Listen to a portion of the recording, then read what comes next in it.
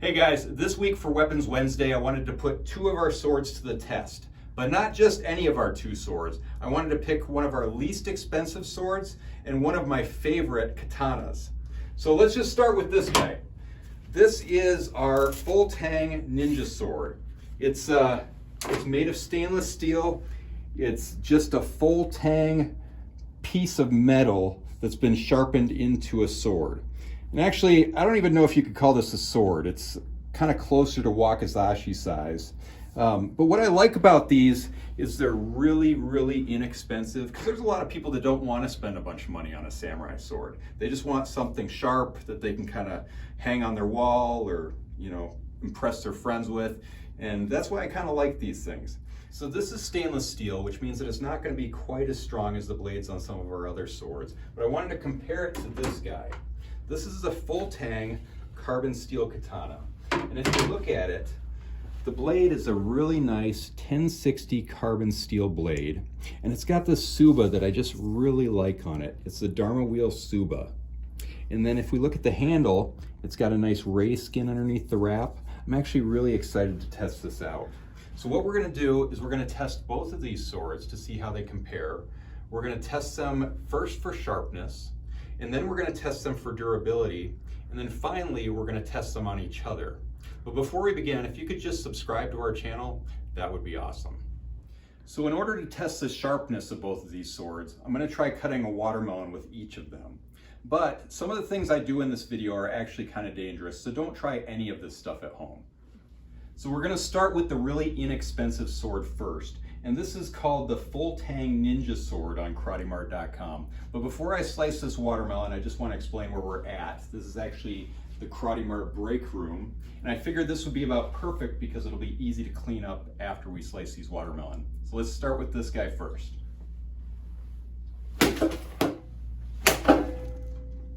So I just sliced that watermelon twice, and honestly, it just sliced like butter. So despite the fact that this is just a stainless steel blade, it was actually sharp enough that it just took out this watermelon like nothing. So for sharpness, I give this a 10. Now we're going to test out the better quality samurai sword against the watermelon to see how sharp it is. And this is called the Full Tang Carbon Steel Katana on KarateMart.com. So let's give this a whirl.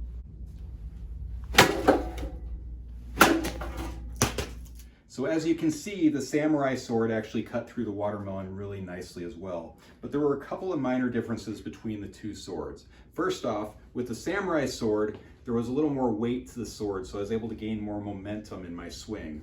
However, the problem is that the samurai sword is a little bit thicker in the blade. So I actually think that this sword cut through the watermelon a little more smoothly. So when comparing the two, I'd actually say that the cheaper sword cut through the watermelon a little bit better than the more expensive samurai sword. But now we're going to go ahead and check out which one is actually a stronger sword when cutting something that's actually very hard. So we're going to go ahead and take a whack at the Wing Chun dummy. So to test out the strength and durability of these swords, I brought out my old trusty Wing Chun dummy, which you've seen in other videos that I've done. A few weeks ago, I used it for the throwing star video, so if you haven't seen that, definitely check it out. But what I'm going to do is I'm actually going to use both of these swords, and I'm not going to pull my punches at all. I'm actually going to try to hit it as hard as I possibly can so we can truly test out both of these swords. But I'm going to start with the inexpensive Full Tang Ninja sword and see how that one does. So let's give it a try.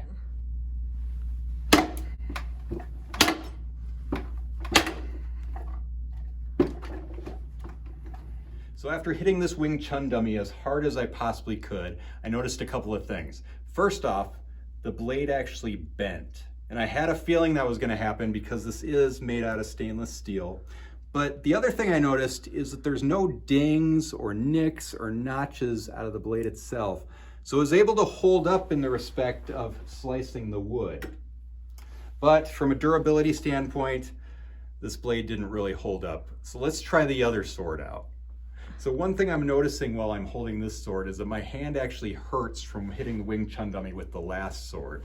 The handle wasn't wrapped very nicely, so it just put a lot of shock into my arm as I was swinging it. Where this one just feels so much nicer, and I have a feeling I'm going to be able to get a lot of momentum when hitting this Wing Chun dummy. So let's just give this a whirl.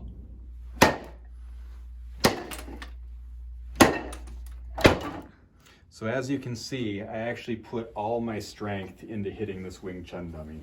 And with this sword, because of its handle, I was able to gain a lot of momentum when hitting it. And the thing I noticed is that even though the sword took out that huge chunk, there actually is just a very slight bend in the blade. It's very difficult to notice on video, but there is just a very slight bend in the blade. But overall, it took that abuse pretty nicely, considering I hit it really, really hard. So when ranking the two swords as far as durability goes against the Wing Chun dummy, let's start with the first one. If we look at this, the blade is actually bending really bad, and the handle actually feels a little bit sloppy now. So as far as durability goes, I'd probably give the Full Tang Ninja sword about a 3 out of 10. As far as the samurai sword goes, the handle is still really firm. The blade actually feels really firm. There's no chips in it. However, there is the slightest bend in the blade, which I think is going to be impossible to see on video. So I would say that this, I'd probably give about an 8 out of 10 as far as durability goes. So it's a good sword. So overall, I would definitely say that the samurai sword beat the inexpensive ninja sword. Okay, so for the last test we're gonna do on these swords, I wanted to test the strength of this steel itself. I wanted to test the 1060 carbon steel versus a stainless steel. And I think the best thing to do would be to actually hit the blades together as hard as we possibly can. So I came back into our prototyping area, and I'm gonna put this blade into the vise, and I'm gonna hit that blade as hard as I can with this other blade. Now, I just wanna repeat myself, do not try this at home.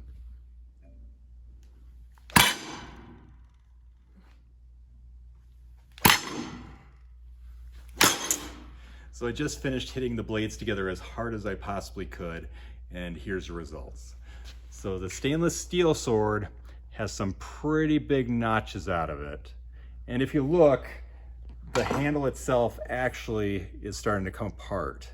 But overall, if you think about it, this is a really inexpensive sword, and it held up a whole lot better than I thought it would. As far as the hardness of the blade, I'd probably give it about a 3 or 4 out of 10. So as for the samurai sword, if we look at it, it's got some small dings too. The blade definitely has some damage to it, but overall the handle's really solid still. The sword feels completely intact. You could probably sharpen that up and then still use it for battle if you had to. So as far as the samurai sword goes, I'd probably give it about an 8 out of 10 in the durability of the blade. Okay, so just to summarize everything we've learned, if we look at these two swords, they both were put through a lot of damage. And honestly, this sword right here, for being how inexpensive it is, it actually held up pretty nicely. If you were doing anything sword related, as far as cutting tatami mats or normal sword play, it would probably hold up just fine. It's when you take it against another sword, or if you take it against a Wing Chun dummy as hard as you can, that's when you're gonna see some damage to it. So overall, this one held up pretty nicely for a really inexpensive sword.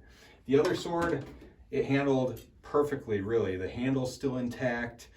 It doesn't feel any different from when I first started holding it in the beginning.